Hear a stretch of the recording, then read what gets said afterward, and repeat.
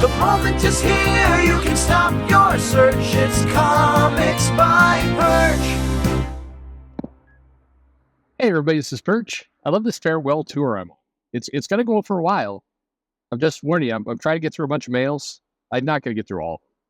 If I was to get through all of them, I've got 34,000 here. So we're not going to get through all. Anyway, one video a day is a godsend.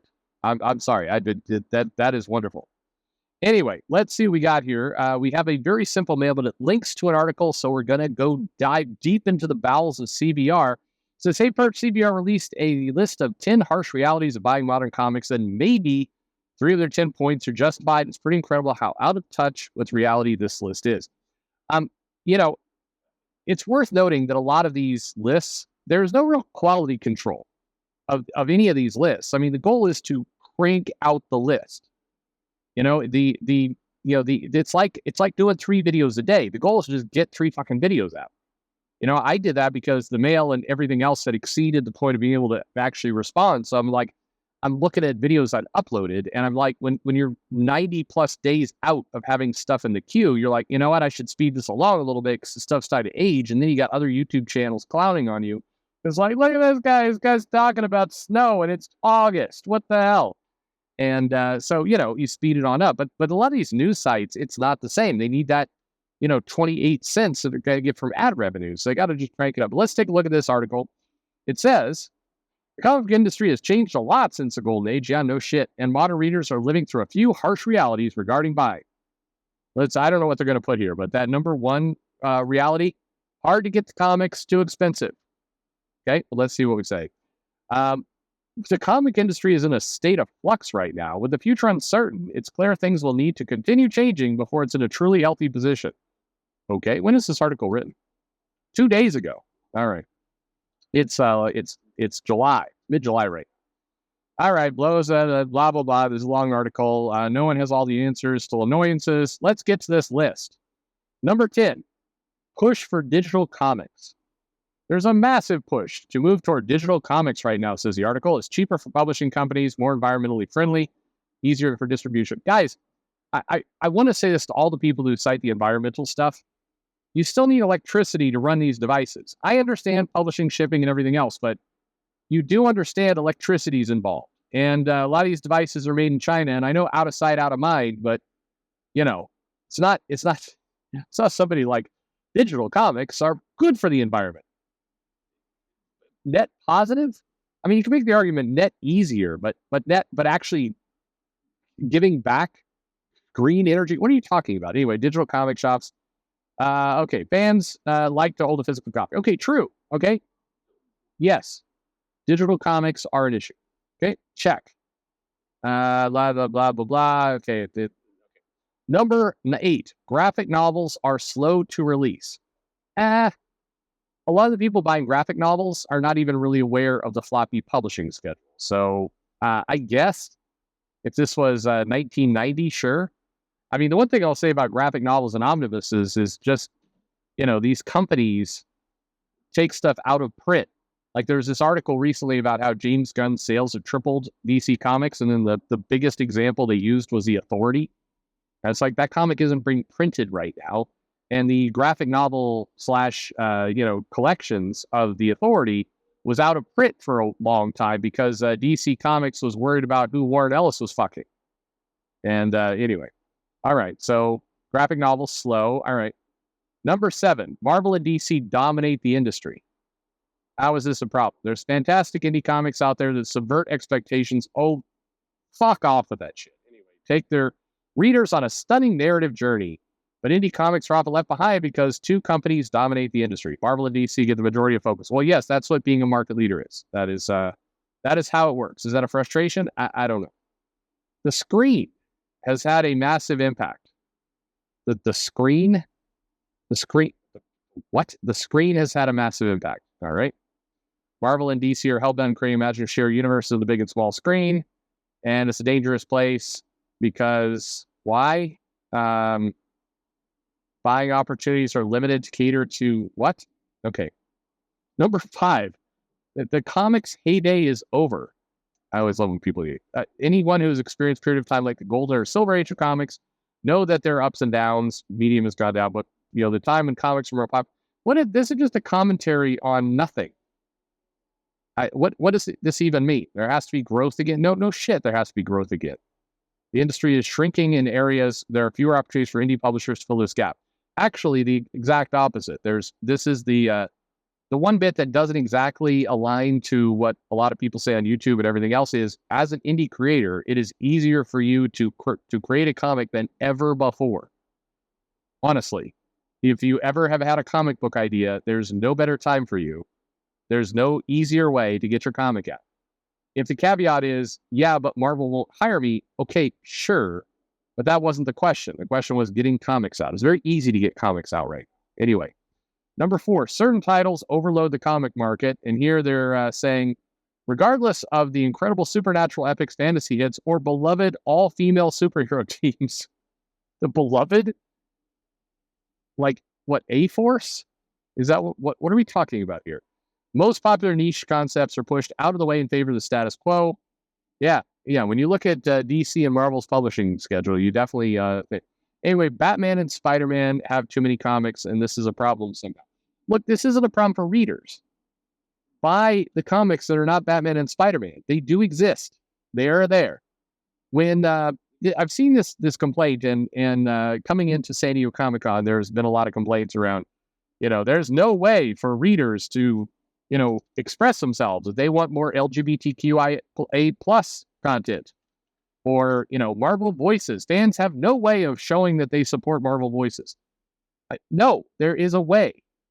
It's called buy it. Buy the comic. If you are pissed that Marvel and DC are not giving you more, Marvel Voices, Pride, etc. issues, then you need to buy them. If you buy them and the sales go up, they will make more. Fuck this. It's so painful for me when people do but there's like, I would love to buy this, whatever it happens to be. There were some characters, a DC character, it's a trans character. The breast surgical scars are on the costume. I'm not making this up. This is an actual character that came out. And like the people were bemoaning, like, this character should have a solo title. I don't understand why. Well, because nobody bought the issue the character was introduced in. If you buy it, there will be more interest. Money does talk. Why does Marvel and DC do so many Batman and Spider-Man comics? Because they sell. That's it. They sell. Because they sell, people buy. I feel like I'm taking crazy pills. Okay, number 3, no room for risks. What's this mean? With a shrinking audience, a smaller market, and 2 companies dominating the space, there isn't much room for risk-taking. Okay, except that doesn't align to the 500 comics, of which 250 of them are indie comics doing all kinds of crazy shit. Comic companies have to keep hold of their audiences by giving them exactly what they love. Hang on, I thought this article was about how frustrating it is for comic readers. But now we're saying the problem is that comic companies are giving people too much of what they love. What? Quote, for Marvel and DC, that means more big events and continual focus on the same roster of characters. Yeah, because if there's one thing a lot of comic fans love, it's big events. That's what they absolutely know. Anyway, ambitious storytelling, blah, blah, blah. Number 2, I was wondering what to get. Not enough diversity.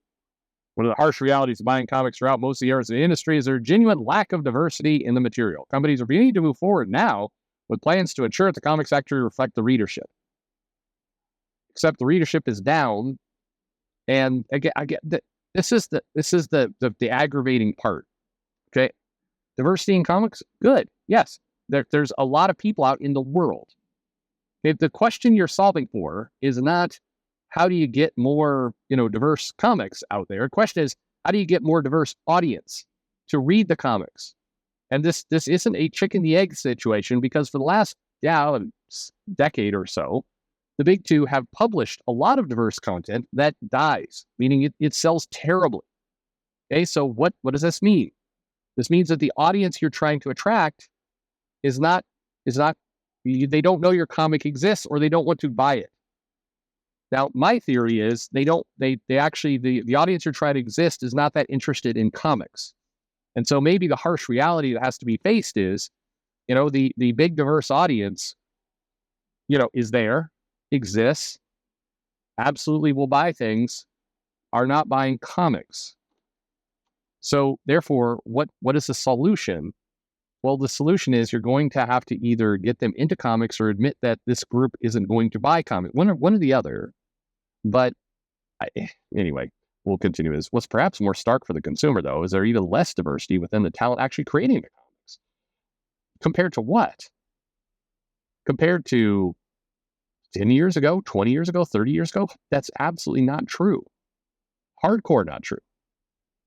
Number one, there are fewer comic stores. Well, no shit, because they're not selling the books. Like, this is a bizarre... Comic book stores are one of the lifeblood of the industry, but changing times have led to... The lifeblood of the industry is a newsstand. Let's stop kidding ourselves.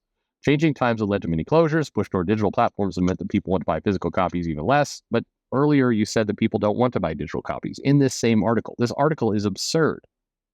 This makes no fucking sense. Yeah, it'd be wonderful if there's more comic stores. There needs to be more comic sales so those comic stores can stay in business. The magical comic store revenue fairy doesn't just fly around and pass money out to comic shops. You need to sell the books. To sell the books, it means catering to the core audience that are currently buying the books, which means giving people, what they're asking for. You have not found an audience for diversity. It doesn't mean that people aren't out there. They clearly are, but they are going to comic shops. Why? Because there's not enough diverse comics for them? Not true. There's quite a few. They sell awful. So what is the problem? Not enough room for risks. There are risks being taken all over the place. People don't know about it. Titles overload the market? Yeah, because the comic stores are trying to stay in business. You're saying that comic stores are dropping out because they're not making enough money. Well, hey, newsflash, comic books that, like Batman, that sell consistently well are the solution to that in the short term. Anyway, whatever. This is just a word salad article. Thanks for bringing my attention. But yikes, out of touch with reality for sure. It doesn't have to be this way.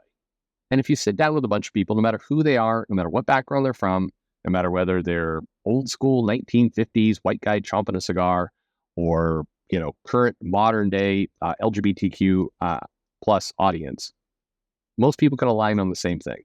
Comic books have to sell. In order to sell, to make money. They make money so the comic shop can stay alive. You got to get people in the shop to want to buy these things. There's no government grant for these comics just being produced for no reason. So anyway, I don't know. What do you make of this list? Let me know in the comments below. Like and subscribe, and thanks for listening. And what do you have to say to that, Coco? Let me tell you something about this guy. He has herpes.